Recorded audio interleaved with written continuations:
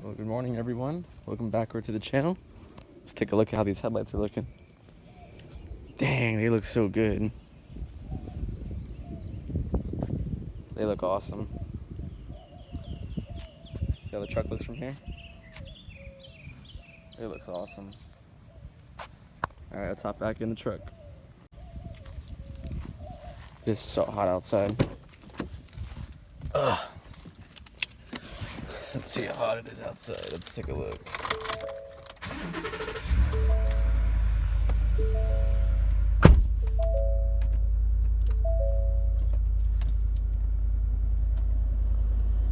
$92. Whew. Yep. And the one thing is about it, it's not really so hot. It's just very humid out, so it feels like it's 100. So it's only, I mean, it's 92, which is hot, but the humidity makes it so much worse. Yo, what's going on, everybody? Professor Mike here. Welcome back to the channel. Just want to make a quick video for you. Get a lot of questions on, how much is the truck? How much is the monthly payment?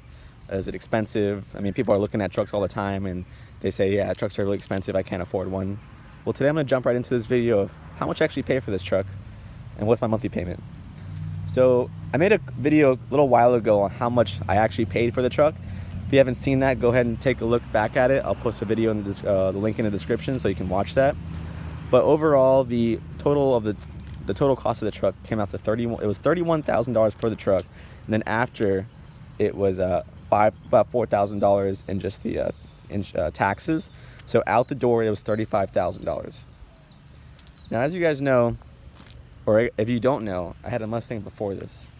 So with my Mustang, that was a 2014 V6 with the premium package. So it was about 7 years old and it had about 50,000 miles on it.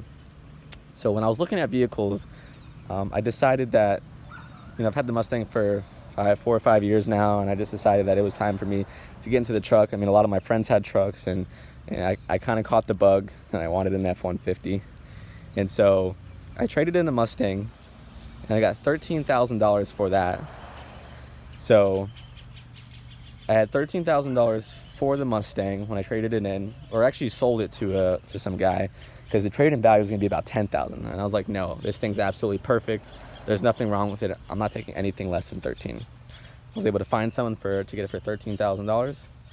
And then I actually was able to put $10,000 on top of that towards the truck.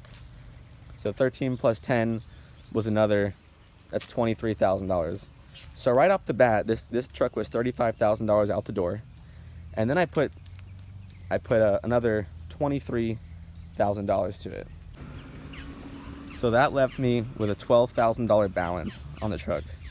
So that's pretty good. I have pretty much a brand new truck, and I only owe $12,000 on it. So right now I had a very good interest rate, and I was able to put so much money down that my monthly payment is only about $200 per month. Now my insurance is $200 per month.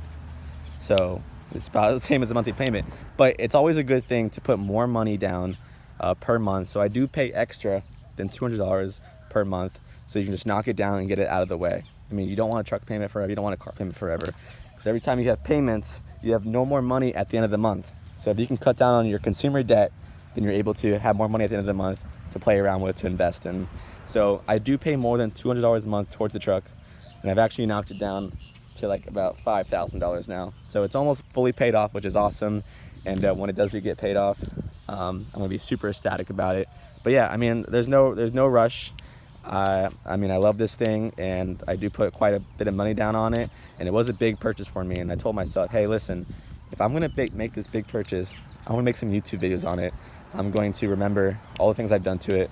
I'm not just gonna drive it around, and I'm gonna have this thing make me some money back, because this thing was a lot of money to put down, especially when I was in college. Now that I'm graduated and working, it's a whole different story.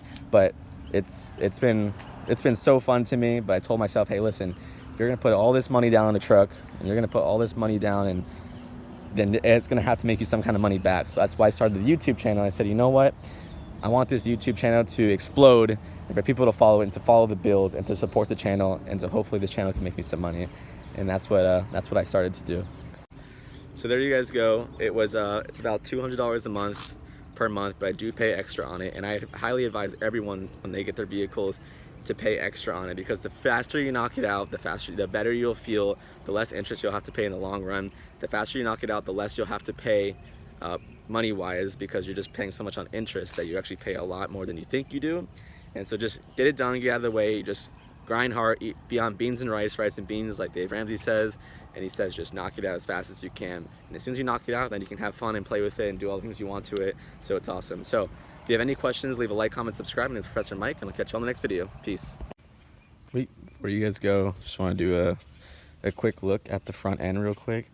I just got done with a 3.5 hour drive from Orlando all the way back home.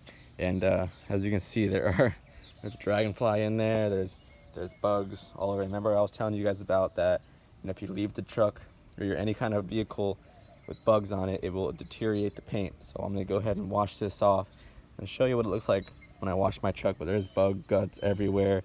There is like I said, a dragonfly in there, and that will literally destroy the paint if you leave it on there too long, guys. So make sure when you do a long trip, at the bare minimum, just hose it off at least. And but if you can, always wash it after a long trip, because that will turn into what you saw on the other vehicles where you had to get the whole rebumper done, and all you could have did was just wash it off.